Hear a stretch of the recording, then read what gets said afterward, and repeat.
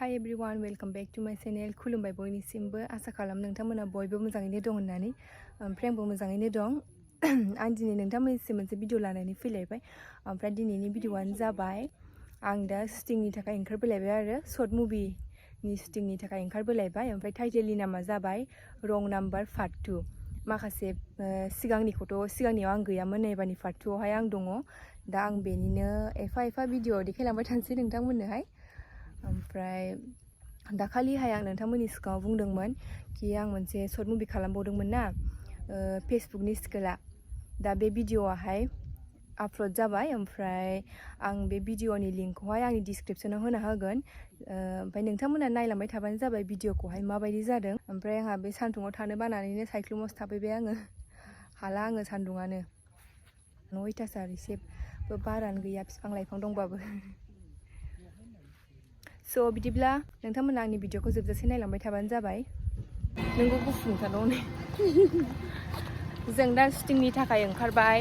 ओरै ससे थाबायलांसै, माने लकेसना एसे सिगाङावसो नालाय। ओमफ्राय दा जों थांगासिनो आरो बे आब'जों आंजों। ओमफ्राय माखासेया आवगायग्रोबाय, सिगाङाव दावखोग्रोबाय। बिमानि रलनो बेना, बिमानि रल। गरमाव जि खस्थ' जायोना शुटिं खालामनो थाखाय। माइ गायग्राफोर गामिनि। दहाय माइ गायनायखौसो खेबनांगौमोन नोंसोरो। माइ गायनायखौसो खेबनांगौमोन नो आहा गावसोरखौ। जि गरमथारना आब'।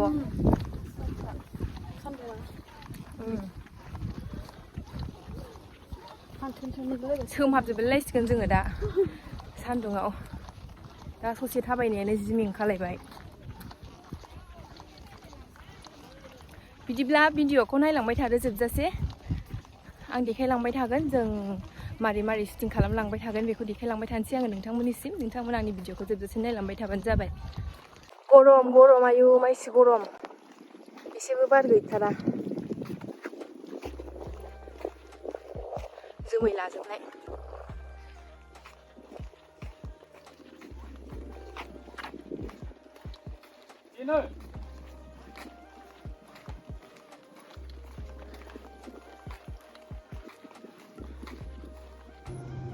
आं सान्दुंखौ नायनानैनो बिसोरजों थाहैफानो बाबाय आङो। बिसोर ओरैबायदि सान्दुं गोसा जायगायाव दङ, सायख्लुम होननाय जायगायानो गैया बिसोर थानायावहाय।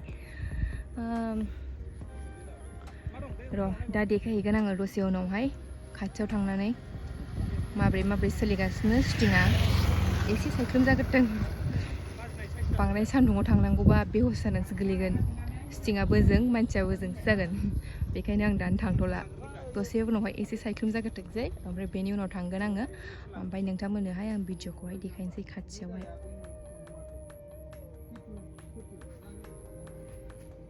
सान्दुङानो नै मोदानलायनाय। ओमफ्राय जोङो भिडिअखौहाय ओरै मा होनोमोनलाय जायगानि नामखौ, माबायाव खालामफैदों जोङो, ओरै गेन्द्रा बिलथिंजाय।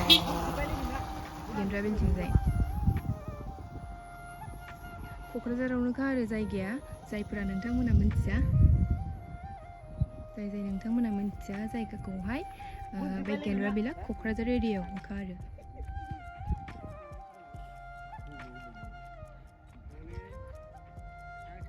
आयौ आं हाला सान्दुङानो। एबाराव गासिबो खनसेनो बै फुल मोननाय लाबोदो, ओमफ्राय आं बेखौ हमथानोसै। आं डाइरेक्ट थांखासै।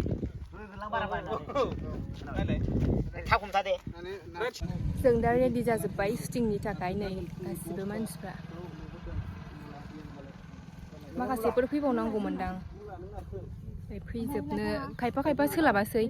ओमफ्राय बेयाव दा जेथ' दं गासिबो शुटिं खालामजोबगोन आरो ना। शुटिंनि थाखाय दंजोबो बेयावहाय।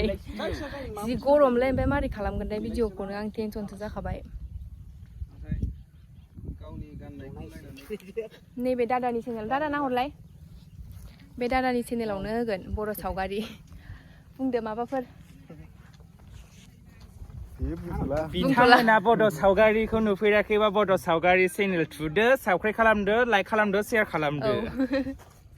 दाखालिनि भिडिअ'आबो होबायमोन इउटुबावहाय ओमफ्राय आङो बिहा मा नुबाय थायो जे नोंथांमोननो खोन्थानो होनखादोंमोन ना जेब्लाना भिडिअ'खौ आपल'ड खालामगोन अब्ला नोंथांमोननो खोन्थागोन होनदोंमोन ओमफ्राय दा भिडिअ'आथ' दाखालिनो आपल'ड जादों दाखालिनो होदों इउटुबावहाय ओमफ्राय आङो जेब्लाना आं बे भिडिअ'खौ आपल'ड खालामो ब्लग भिडिअ'खौ अब्ला आङो बे सर्ट मुभिनि लिंकखौहाय आङो डिसक्रिपसनाव होना होगोन नोंथांमोना नायबानो जाबाय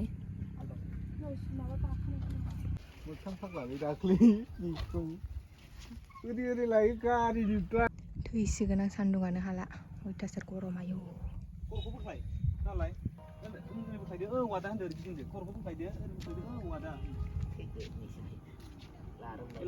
शुटिं सोलिगासिनो खानाय मोननायखौथ' जुम बोनांगोन ना ओरै बोख्लायनांगौ नङा खानाय मोननायखौबो एसे खिन्थानांगोन ना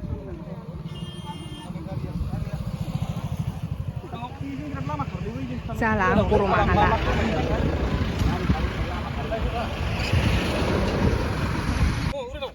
नोंखौ दिनै मानि थाखाय नांगौ बिदि नङाबा दहाय जादों बे लानायखौ मानो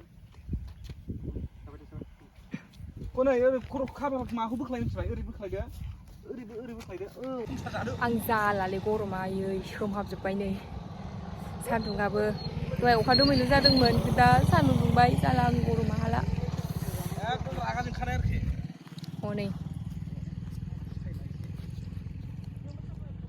गोसो होथारदों मालाय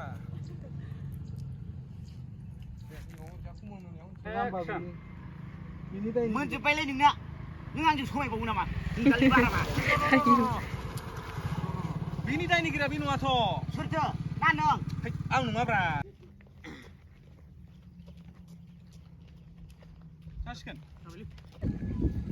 ओमफ्राय दा जोंना शुटिंआ खावसे जोब्बाय ओमफ्राय खावसे ओरैहाय सासे मानसिनि न'आवहाय थांगोन आरो जोङो शुटिं खालामनो थाखाय सान्दुङाबो जाला गरमथारनि साथा बोराय लानानै थाबायगासिनो आङो फैदो बिदिबा नायलांबाय थादो जोंनि शुटिंआ माबायदि सोलिलाङो सान्दुङानो अयथासार जि गरमखा ओमफ्राय नै बारबो गैया साथा बोराय लानानै थाबायगासिनो आं दहायनिफ्रायनो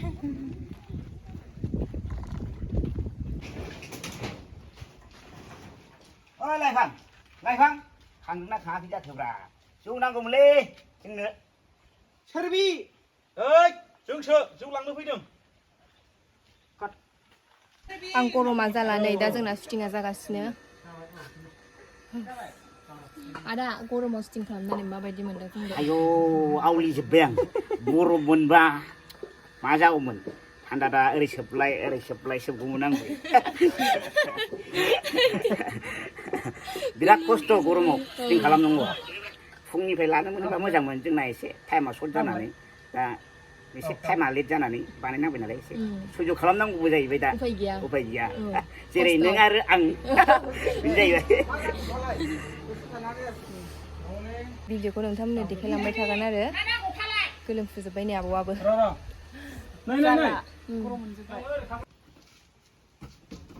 एक्सन आया नैबे फाग्लिखौ दाख्लै माबायाव सोंदोंमोन आङो जि इन्टारेस्ट आं बाखायो बे मानसिखौ आरो दंबावो ना मेरला भिडिअ दंबावो नायदेरनानै नै मिनिनो बाखायो आङो जिनो बेनि भिडिअखौ जाया बिराद मिनिनो गोसो जाखायो दसेनो मिनिनो माखासे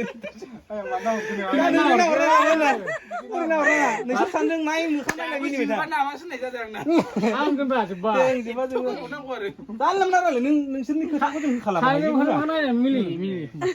रलिं आसियालाय बबेनि जाखो नङादां सोमोन्दोआ आंसो देरसिन जागोन आदाखौनो लिंनांगौ जोङो दा ओंखाम जाग्रोनोसै मेंबायबो ना बिरादनो गरमाबो सान्दुङाबो अयथासार ओमफ्राय नै ओंख्रिया अमा बेदर आलु ओमफ्राय खार' खान्दायजों ना गोरानजों ओमफ्राय दालि दा बिदिब्ला जों जाग्रोनोसै बेनि उनाव आरो खामानि दंबावो दा जोङो ओंखाम जाखांबाय ओमफ्राय ओंखाम जाखांनानै नै दसे रेस्ट लाबाय ओमफ्राय बेनि उनावहाय खामानिखौ स्टार्ट खालामफिननोसै गरमाबो अयथासार ना दसे रेस्ट लानानै खालामाबानो जाया ओमफ्राय बिदिब्ला आं दिनैनि भिडिअखौ बिसिमावनो फोजोबनोसै नोंथांमोना आंनि भिडिअखौ जोबजासिम नायनायनि थाखाय थेंक इउ आरो जायफोरा आंनि चेनेलाव गोदान लाइक शेयार साबस्क्राइब कमेन्ट खालामाखै खालामना होबानो जाबाय स' बिदिब्ला दिनैनि भिडिअआ बेनो ओमफ्राय नोंथांमोना माबायदि मोनदों कमेन्टआव खोन्थाहरबानो जाबाय नेक्स्ट ब्लगाव लोगो मोनसिगोन